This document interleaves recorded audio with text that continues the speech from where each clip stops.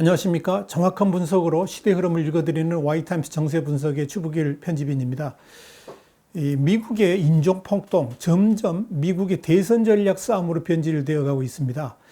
비무장 흑인 남성이 백인 경찰의 무릎에 목이 눌려서 사망했던 이 조지 플로이드 사건, 이게 이제 미 전역에서 시위가 일어나는 가운데 갈수록 단순한 시위가 아니라 폭동으로 변질되고 있습니다.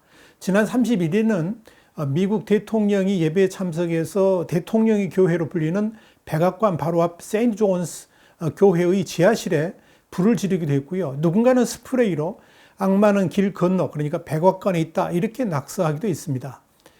워싱턴을 비롯해서 미국 곳곳에서 여러 가게들이 약탈당했고, 여기는 한인 가게도 포함되어 있습니다. 방화도 이루어지고 있습니다.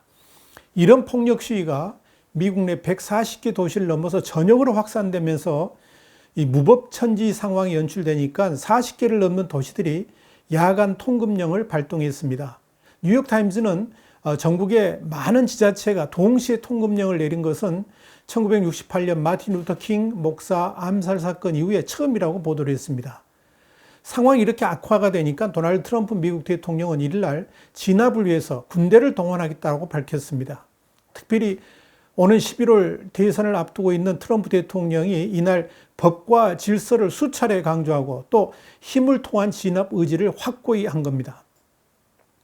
트럼프 대통령은 이날 백악관 로즈가든에서 열린 긴급 기자회견에서 폭력 시위와 상황과 관련해 가지고 이것은 평화적인 시위가 아니라 국내의 테러 행위라고 규정을 했습니다. 그러면서 우리나라 전역에 퍼진 폭동과 무법 행위를 종식시키겠다라고 말을 했습니다. 트럼프 대통령은 이어서 나는 오늘 모든 주지사에게 시위를 제압할 수 있는 충분한 수의 주방위군 배치를 강력히 공고했다 그러면서 만약 주와 시가 주민들의 생명과 재산 보호를 위한 행동을 취하기를 거부한다 그러면 나는 미군을 배치해서 신속하게 문제를 해결하겠다라고 했습니다. 그러니까 주방위군이 아니라 연방군을 투입하겠다는 거죠. 또 트럼프 대통령은 수도 워싱턴 DC 보호를 위해서 군 동원과 함께 통행금지령, 집행 등 강경한 조치를 취할 것이라고 역설했습니다. 트럼프 대통령은 또 폭력을 휘두르는 화난 군중 때문에 평화로운 시위자들의 올바른 목소리가 묻히고 있다 그러면서 이번 폭동의 가장 큰 피해자는 우리의 가장 가난한 지역사회에 있는 평화를 사랑하는 시민들이라, 이렇게 덧붙였습니다. 시위 진압을 위한 군 투입은 소요 상태가 지속될 경우에 대통령의 군 투입을 허용한 1807년 폭동법에 근거를 둔 것입니다. 1992년 로드니 킹 폭행 사건 이후에 28년 만에 이 법이 적용되는 겁니다. 그런데 이 트럼프 대통령은 폭동 세력을 좌파 안티파라고 이렇게 규정하고 있습니다. 테러 조직으로 보는 거죠. 그러니까 미국 전역을 약탈과 방어와 같은 폭력 사태가 이어지는 것에 대해서 트럼프 대통령은 이들에 대해서 시위대를 성남 폭도, 약탈자 등으로 표현했습니다. 이들 시위의 배후에 극좌파 단체 안티파, 그리고 또 극진 좌파, 이런 집단이 있고 이런 행동은 테러나 다름없다라고 규정한 겁니다. 트럼프 대통령은 지난달 31일에도 정의와 평화를 추구하는 모든 미국인의 친구로서 이번 비극을 악용하는 이들에게 단호히 반대한다. 증오와 혼란이 아닌 치유와 정의로 대처하는 것이 내 임무다. 이렇게 말을 했습니다. 그러면서 안티파를 테러 조직으로 지정하겠다라고 말했었습니다. 안티파시스트 액션, 이걸 줄여서 이제 안티파라고 그러는데요. 이 특정 단체의 이름이 아니라 전체주의에 반대하는 극좌파를 통칭하는 겁니다. 1946년 나치즘에 반대한다는 독일어 표현에서 유래된 겁니다. 1920년대 이탈리아와 독일에서 파시스트와 나치를 반대하기 위해서 공산주의자들이 조직한 행동대가 그 시초입니다. 미국에서는 2007년 서부 오리건주 포틀랜드에서 로즈시티 안티파라는 단체가 결성되면서 이 세력을 키운 것으로 알려졌습니다. 이들 세력의 규모나 실체는 베일에 가려져 있습니다만은 이 소셜미디어를 통해서 독재, 동성애, 인종차별, 외국인 혐오, 이런 것들을 반대하는 데 열렬한 그런 활동을 하고 있습니다. 특히 이번 미국 내 폭동에서 대도시 시위인데 외지인들이 대거 체포된 점을 들어서 트럼프 대통령은 이건 조직적인 안티파가 배후라고 지목을 한 겁니다.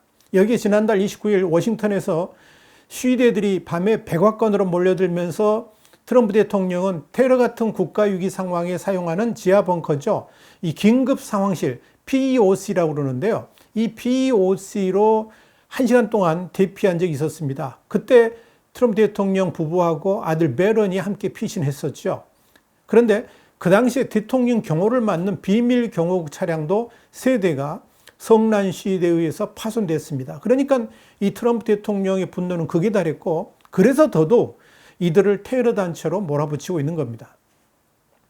트럼프 대통령의 이런 강력한 대책은 다가오는 11월 대선에서 보수 유권자들을 결집시키기 위한 전략과 함께 경제의 조기 정상화를 위해서 필요하다고 판단했기 때문으로 보입니다.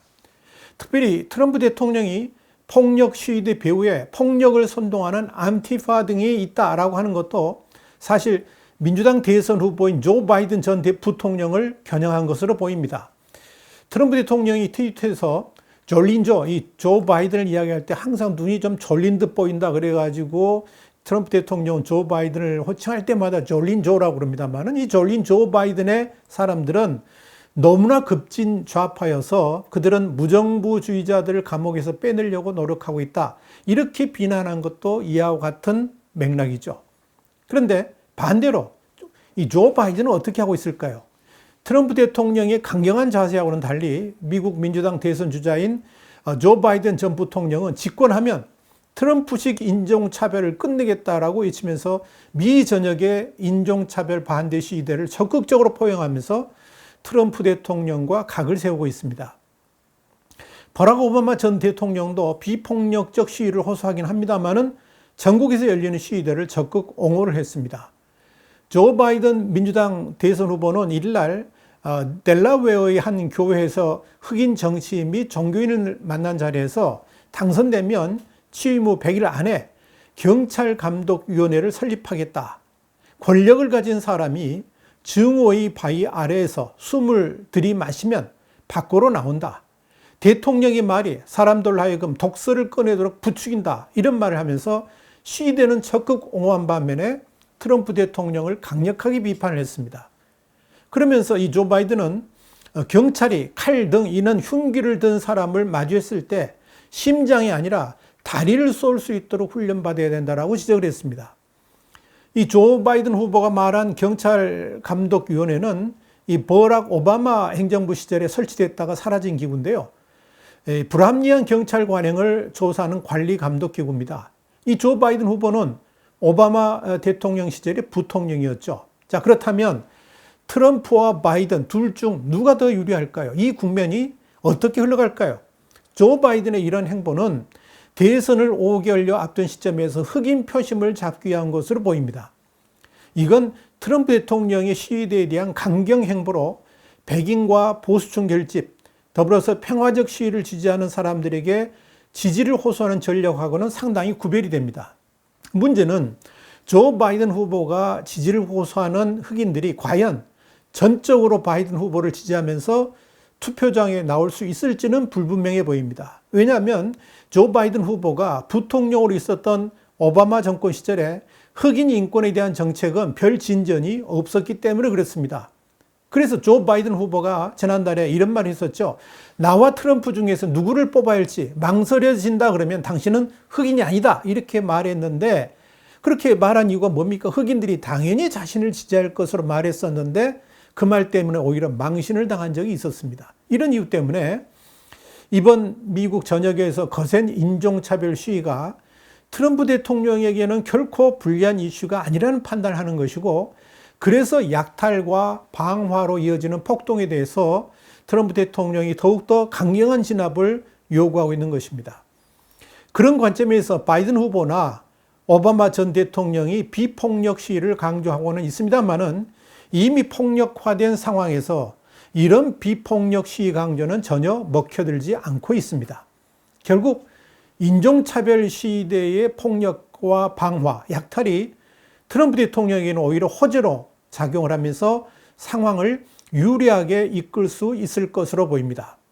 그렇다면 한국 언론은 왜 트럼프를 비난하면서 폭력 시위를 오히려 옹호할까요? 다시 강조하자면 왜 한국 언론에서는 인종차별 시위에 대해서 방화와 약탈 같은 폭력을 일삼는 시위대들을 오히려 긍휼히 여기는 그런 기사들도 많이 내고 옹호하면서 반대로 트럼프 대통령의 강력한 제압 조치를 극력 비난하고 나올까요? 공중파 방송을 비롯해 가지고 한국의 주요 언론들 대부분이 이런 성향을 보이는 것은 기자들의 정파성과 무관치 않습니다. 특히 이런 보도 성향은 홍콩에서의 자유를 쟁취하기 위한 시위 보도하고는 상당히 비교가 됩니다. 한국의 언론들이 홍콩 시위와 중국 양회에서의 홍콩 국가안전법 통과 등에 대해서 이를 주도하는 중국 공산당과 시진핑 주석에 대한 비판 등의 기사 거의 찾아볼 수가 없습니다. 홍콩 시위대에 대해서도 사실 보도 수준의 중립적 보도가 주를 이룹니다. 이를 진압하는 홍콩 경찰이나 중국 당국에 대한 비판은 찾아볼래야 찾아볼 수가 없다는 이야기입니다.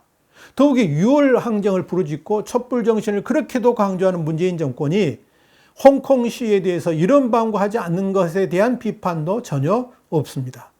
심지어 홍콩 시위 현장에서 님을 위한 행진곡이 불려지면서 한국의 소위 민주화 세력과의 연대를 기대하고 있음에도 불구하고 여기에 대한 비판적 지적조차도 아예 실종되었습니다.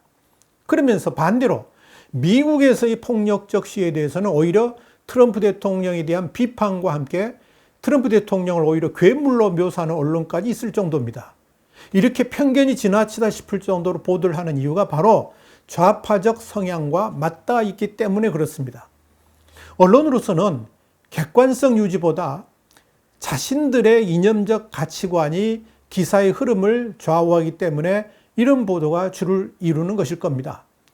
그런 의미에서 지금 미국에서 벌어지고 있는 폭력적 시위에 관해서 제대로 된 객관적 시각으로 그야말로 양쪽에서 중립적 입장에서 보도하고 판단해주는 그런 중립성이 절대적으로 필요합니다. 그래야지 다가오는 미국 대선도 제대로 읽을 수가 있기 때문에 그렇습니다. 자, 그렇다면 앞으로 어떻게 될까요? 미국의 폭력 시위가 앞으로 어떻게 전개될까요? 방향은 이미 한 곳으로 모아지고 있습니다. 트럼프 대통령은 강력한 경고를 했죠. 그럼에도 불구하고 시위가 격화될 경우에 당연히 연방군 투입을 위한 폭동 진압법을 발효하게 될 겁니다. 이것은 현행법상 일상의 치안 유지에는 연방군을 투입할 수가 없습니다. 그러나 1807년에 제정된 폭동 진압법을 발동하면 가능하기 때문에 이걸 이제 발동해서 강력한 진압 작전에 나설게 될 거라 이래 이야기입니다. 백악관은 이미 시위 대응을 위해서 마크 에스퍼 국방장관, 마크 빌리 합참의장, 윌리엄 바 법무장관이 참여하는 중앙지휘본부를 설치하기로 했습니다.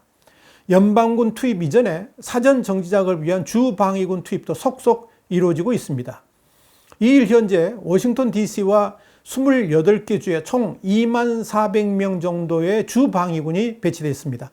이 숫자는 하루 전인 1일보다 3,000명 정도 증가한 수치입니다. 이번 시위 사태에 따른 주방위군 투입 규모가 이라크, 시리아, 아프가니스탄에 파견된 병력과 거의 동일하다. CNN은 그렇게 전하고 있습니다. 이런 가운데 트럼프 대통령은 이를날 백악관 인근의 대통령의 교회라고 불리는 세인트 존스 교회에 이어서 이날도 요한 바오로 2세 교황에게 헌정된 세인트 존 폴 2세 국립성지를 방문하면서 지지층 끌어안기를 행보를 이어갔습니다. 그리고 시위대에 대한 강경 진압 입장도 재확인했습니다.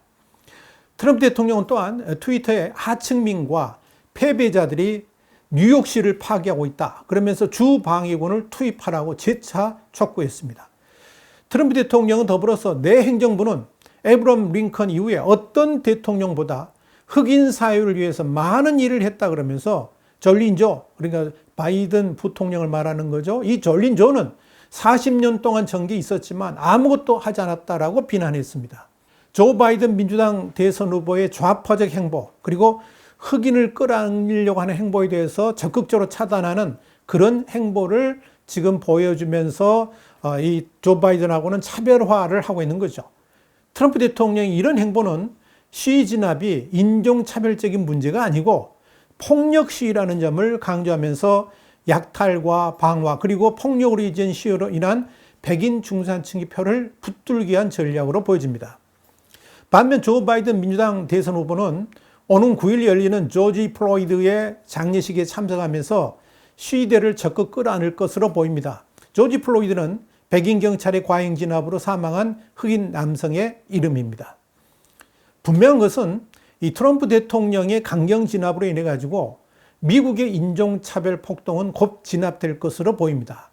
앞으로 비폭력 침묵 시위 등으로 발전할 가능성도 있긴 합니다만은 이 폭동 사태의 진압은 아무래도 트럼프 대통령에게 더 유리한 국면으로 흐를 가능성이 높아졌다. 저는 그렇게 판단합니다. 프레임 전쟁에 능한 트럼프 대통령의 전략이 먹히고 있다는 의미입니다. 화이트타임스 정세 분석이었습니다. 다음 시간에 다시 뵙겠습니다. 감사합니다.